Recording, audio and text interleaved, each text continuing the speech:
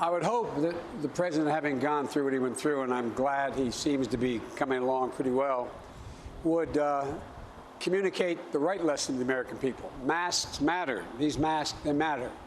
It matters. It saves lives. It prevents the spread of the disease. Social distancing.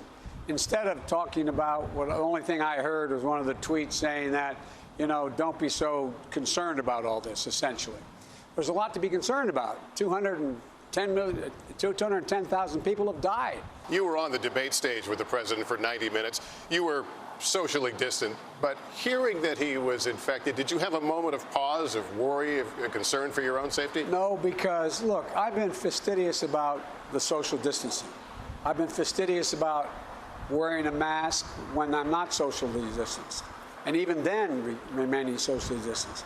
And so we never got closer than you and I are right now, as well as when Melania came up on the stage, she smiled and waved. I waved to her, but it was the same distance. It was a little disconcerting to look out and see that his whole section, no one had masks on. When my wife was sitting further down, had a mask on, the people with us had masks on. I didn't quite get that. You were able to see that from where you were? Yes, when they came in, yes. Because I was standing backstage, and you could see people coming in, and a lot of people didn't have masks on.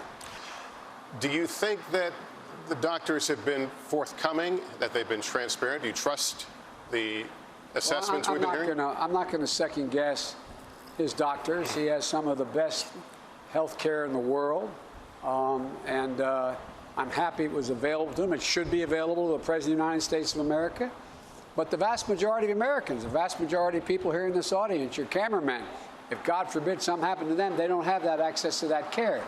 So it's comparing sort of apples and oranges a little bit. You cannot mislead about certain things, and I'm not saying they have.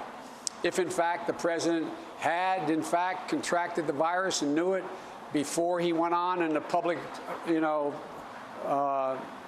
encounters and was not wearing a mask, that's a different thing.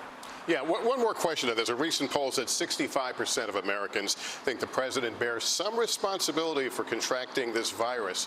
Do you agree? Look, anybody who contracts the virus by essentially saying masks don't matter, social distancing doesn't matter, I think is responsible.